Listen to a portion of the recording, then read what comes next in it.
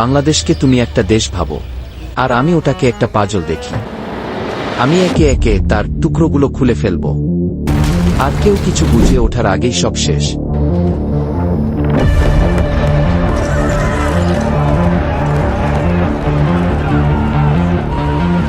তুমি দেশ বাঁচাতে এসেছো, আর আমি এসেছি দেশটাই মুছে দিতে। এবার দেখা হবে কে জেতে, দেশপ্রেম না ধ্বংসের নেশা।